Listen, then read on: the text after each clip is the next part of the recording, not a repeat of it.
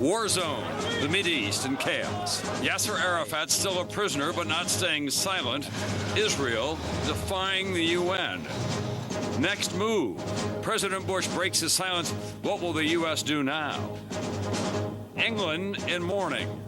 The matriarch of Great Britain's royal family, the Queen Mother, has died at 101.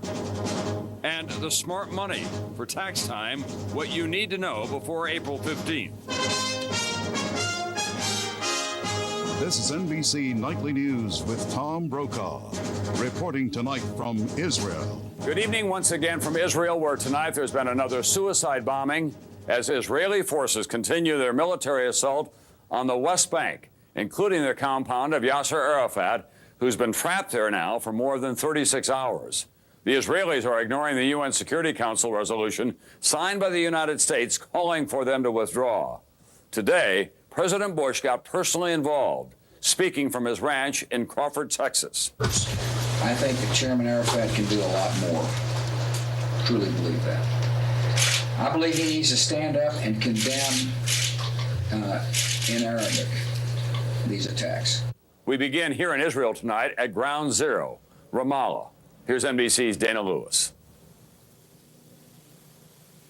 Tom, there are reports tonight that Israeli forces are demanding that the several wanted men inside Yasser Arafat's compound surrender, and Palestinians fear that the army may even attempt to storm the building.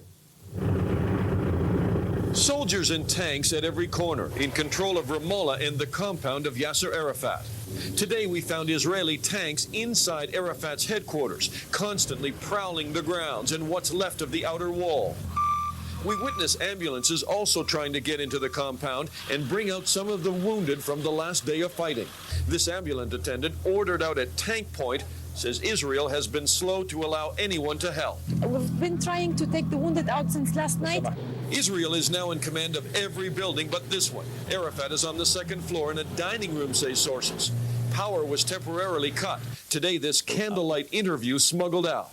I am appealing to the whole international world to stop this aggression against our people. This military escalation, day by night, this killing. This is as far as we can get to the compound. These tanks obviously warning us not to come any closer, but inside we're told that ambulance attendants today were able to take in food, bread, water, and some medical supplies. And one ambulance crew spent the night with Arafat and the 100 people with him. A New Yorker here with a volunteer Palestinian rights group. He was allowed to enter Arafat's headquarters last night, but got trapped by the fighting. There were people sleeping on the stairwell, trying to get some sleep. Of course, the whole time all of this, is going on, the tanks are shelling the building and are firing with their heavy machine guns. They'll shoot for probably 15, 20 minutes at a clip. Shapiro says half the men inside are Arafat's bodyguards, preparing for a last stand if necessary. Israeli forces squeezing Arafat and Ramallah itself today. Hundreds of young men aged 15 to 45 rounded up, ordered to report to this school. Tonight, running gun battles between Palestinians and Israelis, who seem only to have begun the siege of Ramallah. And Palestinians are vowing to fight on. Tonight, there's been another terror attack 30 miles to the west of here in the heart of Tel Aviv. My colleague, NBC's Keith Miller, is on the scene. I'm at the scene of the third suicide bombing in less than a week. And tonight, a radical Palestinian group with links to Yasser Arafat claimed responsibility for the bombing. The bomber, strapped with explosives, detonated at a coffee shop, killing himself and injuring more than 30 people. The explosion blew the roof off the cafe, shattered windows for a city block, and overturned sidewalk tables and chairs. We're waiting for it to happen because this is the situation now. And there will be more. I think so, yes. Another deadly incident in a war that appears to be widening. The Israeli army today expanded its occupation of Palestinian towns. Early this morning, tanks and troops moved into Bet Jala, less than a mile from the biblical town of Bethlehem. Palestinian gunmen offered no resistance. And in Hebron, troops took up positions in the town center. Some Palestinians responded with Molotov cocktails, but most of the population remained indoors. The military sweep, according to the Israeli government, has just one aim: destroy terrorism. We did it mainly because we had to fight against the terror that is killing Israelis almost every day. Hostilities also erupted on Israel's northern border. Israel bombarded suspected Hezbollah positions in Lebanon after reportedly coming under fire from the radical Islamic group. The Israeli military action appears to be just beginning. Today, 10,000 reservists got the order to mobilize to join the fight. Still, Palestinian suicide bombers are on the offensive tonight, and every city and town in the country remains on high alert. The Tel Aviv police chief here, by the way, is warning the people that they should expect more attacks. Security officials are also saying that the entire country of Israel must be prepared for further bombings. Tom? Thanks very much, NBC's Keith Miller here in Israel tonight. There was some talk of a massive Arab demonstration today, but it never materialized. Hezbollah, the radical Islamic organization based in Lebanon, shelled the northern parts of Israel, but it didn't last very long. In the old city of Jerusalem today, a small band of protesters, including members of the Israeli parliament, the Knesset, and Palestinian leaders, staged a low-key demonstration that was closely supervised by Israeli police and military forces at Jaffa Gate. I spoke with Sari Nusseibeh, a prominent Palestinian intellectual, a political moderate who is Arafat's commissioner for Jerusalem. This is not a fight, I think, between Israelis and Palestinians. It is between us, Israelis and Palestinians, who want a just peace, and those who are against it. Is it possible for these two men, representing these two sides, ever to find any common ground or compromise or a first step? You know, 20 years ago, when Sharon went after Yasser Arafat in Lebanon, he thought he'd be able to get rid of him. And 20 years later, here he is, Yasser Arafat, living within 15 miles from where Sharon himself lives. What do you say to those people who are looking in from the outside, who don't understand in any fashion the phenomenon now of the suicide bombing attacks, and say, well, Israel should have the right to in some way defend itself against that? There are far more effective ways of curbing terrorist attacks. Certainly, waging a war against an entire people and its aspirations is not the way. And what happens if the Israelis physically remove Chairman Arafat from where he is? I think they will make the whole region explode. I don't think it's in their interest to do this. Unless, of course, Sharon's idea is to explode the whole region. That was Sari Nusseibeh, Yasser Arafat's personal representative in Jerusalem. Nusseibeh and almost everyone else here agrees the only force with real influence here is the United States, Israel's closest friend and a longtime broker in this region. NBC's Nora O'Donnell tonight at the White House with the Bush quandary. Nora?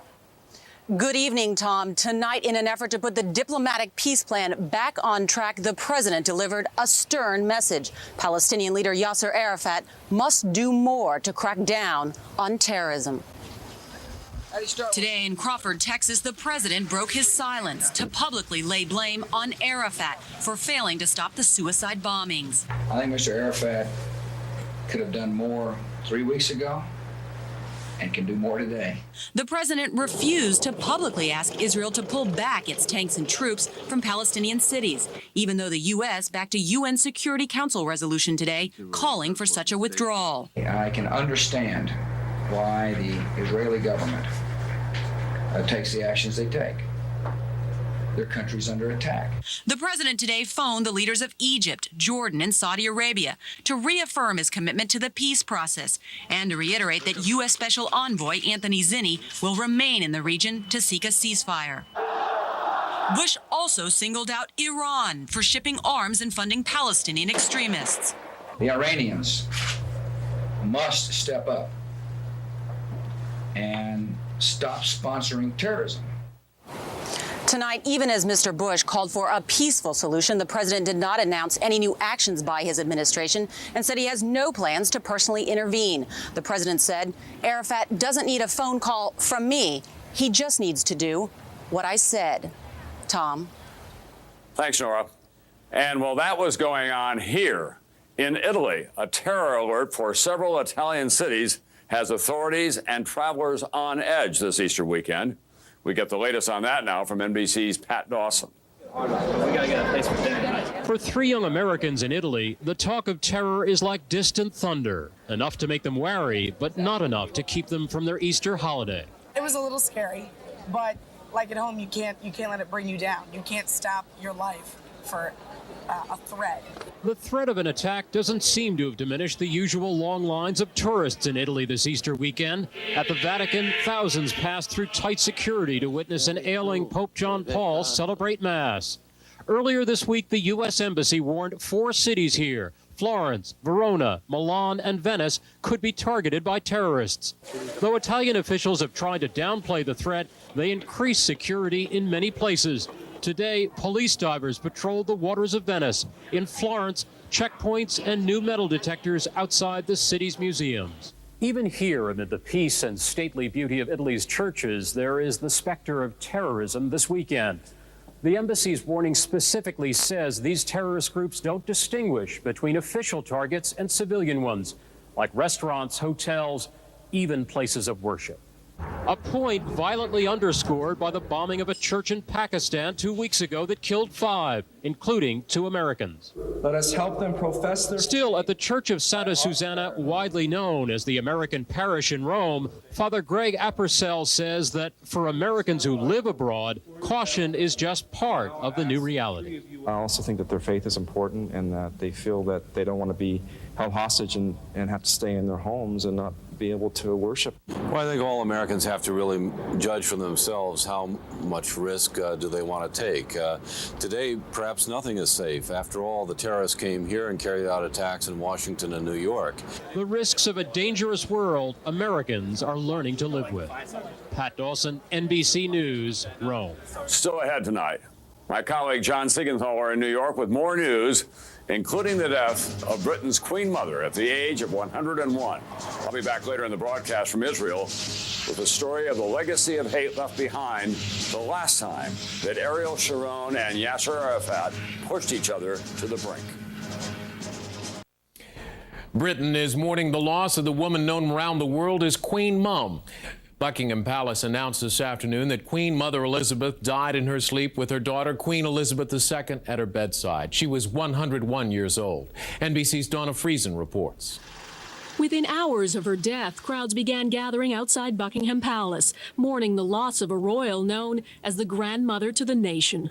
She'll be missed terribly. She was loved by the nation. Just 4 months short of her 102nd birthday, the Queen Mother had grown increasingly frail in the last few months and died peacefully at her residence in Windsor, her daughter, Queen Elizabeth, and some of her grandchildren at her side. Born Elizabeth Bowes-Lyon in 1900, she married a prince and was at first a reluctant queen, thrown into the role after her husband's brother, Edward, abdicated to marry his American love, Wallis Simpson.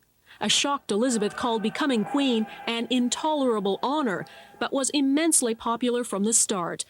Credited with inventing the royal walkabout, leaving the confines of the palace to meet the British people directly. The cliché term star quality, and there was certainly a way in which she had it. I mean, she had a very direct, intimate, accessible approach. During the Second World War, when bombs hit Buckingham Palace, she refused to leave London, cementing her place in the hearts of the British public as strong and steadfast. She was a dominant, unifying figure in our country's history for the best part of a century. When her husband died in 1952 and her daughter Elizabeth became queen, rather than fade away, the Queen Mother began a hectic schedule of popular public appearances, which she maintained almost to the end, always in her signature outfit, high heels, 3 strands of pearls, and a hat. She survived her grandchildren's royal scandals, adultery and divorce, and then the tragic death of Princess Diana. The popularity of the monarchy sank to a new low, but never hers, as was obvious on her 101st birthday last year. But But the death of her daughter, Princess Margaret, last month had caused deep sadness, and after a remarkable century of royal duties, she withdrew from public life. Queen Elizabeth is said to be deeply saddened by her mother's death. Prince Charles, devastated. Tributes are pouring in from around the world, including from President Bush. A state funeral is planned, a final farewell to an enduring symbol of British monarchy. Donna Friesen, NBC News, London. We'll be right back. In eastern Spain tonight, a race against time to rescue passengers trapped in a serious train wreck. Spanish authorities say 2 trains collided at a station about 50 miles from Barcelona. At least 3 people are confirmed dead. Scores are wounded, some of them critically. Emergency workers have to dig survivors out of the wreckage. In this country, the deadline for filing federal income tax returns is a little more than 2 weeks away. Tonight in the Smart Money Report, CNBC's Sharon Epperson has some information that could save you time and money. It's an annual ritual of procrastination. This year it's a little bit more confusing. I'm still getting all my receipts together from the previous year. Millions of Americans wait until the last minute to file their taxes. In many cases, it costs them. I usually, at the last minute, I find myself going, oh, deductions? Am I getting any new deductions? Are the tax laws that are new applicable to me? Most of the new tax law changes Congress enacted last year actually don't affect the return you're preparing now. But one change that's already led to errors on more than 1 million returns is that rebate check from last year's tax rate cut. The IRS says if you got it in full, don't claim it. You don't have to report it as income on your federal tax return. It was an overpayment. It was an early refund, essentially. But if you didn't get a check and you want the credit, the IRS requires you to fill out a special line on your tax form. Which gets them any of the rebate that they didn't get last summer. And if they got nothing, they could get as much as $600 back. Another pitfall to avoid, especially this year, not accounting for stock and mutual fund sales as capital gains, despite losses. Even though the market was down in 2001, when the mutual fund managers sold off securities that they had bought several years before, actually resulted in a capital gain, which blows the minds of a lot of taxpayers. And the IRS says what may blow a timely refund are simple mistakes. Writing in the wrong Social Security number, not attaching proper documents, and most important, forgetting to sign your name. Sharon Epperson for NBC News, New York. And Sharon will have more tax tips next week on CNBC's Business Center at 5 Eastern Time. And another program note, the crisis in the Catholic Church and the latest from the Middle East tomorrow on Meet the Press with Tim Russert. In a moment, we'll go back to Tom Brokaw in the Middle East and the never-ending cycle of violence. Everyone here in the Middle East remembers what happened the last time Ariel Sharon and Yasser Arafat had this kind of a showdown. 20 years ago, Yasser Arafat was operating out of Lebanon when it was invaded by Israel, led by its defense minister, Ariel Sharon. What happened later was one of the most gruesome massacres in this region. It's remembered by 2 names, Sabra and Shatila. Here's NBC's Jim Masada. Again today, thousands of Palestinian refugees across Lebanon venting their anger over Ariel Sharon's latest offensive and reminded of what once happened here in Sabra and Shatila, 2 refugee camps outside Beirut, and under the command of the man many Palestinians still call the Butcher of Beirut, Ariel Sharon. He is considered as the main responsible for this massacre here in the Arab world. September 1982, Israeli forces led by Sharon drive Yasser Arafat's PLO out of Beirut and are standing back as Lebanese Christian militiamen, Israel's allies, enter the 2 camps to flush out guerrillas. The Israeli soldiers that were congregated here seemed to be in a very relaxed mood, as if nothing were going on. But inside Sabra and Shatila, hundreds of Palestinian civilians, including women and children, slaughtered. Mohammed Abu Radena was 6 years old when soldiers broke into his house in Shatila, forcing out 11 family members, including his father, at gunpoint. They were brought here, and they started to shoot them. Sharon, never formally charged, always blamed the Lebanese, claiming he knew nothing about the massacre. But Mohammed and a whole generation of Palestinians blame Sharon. In the law, it's named command responsibility, which goes back to Sharon. So Sharon, he gave the order. The memory of Sabra and Shatila is so strong that years later, Sharon's visit to Jerusalem's Temple Mount, held sacred by Muslims, triggered riots and led to the current cycle of violence. But Mohammed's fight is in the courts, one of 23 Shatila survivors who have filed a case for war crimes against Sharon in a Belgian court, the case still in its early stages. We're trying to get justice, absolutely. For many, Sabra and Shatila are living reminders that Sharon doesn't want peace. And he tends to consider that these people are worth killing. Today's Palestinian fighters more daring in part because the old enemy, Ariel Sharon, is back. The man who 20 years ago, Mohammed says, stole his life. Jim Maceda, NBC News, Sabra and Shatila. That's nightly news for this Saturday night from Israel. And Easter weekend in the middle of Passover, and once again, the Holy Land is deep in war. I'm Tom Brokaw. I'll see you Monday night from New York, if not before.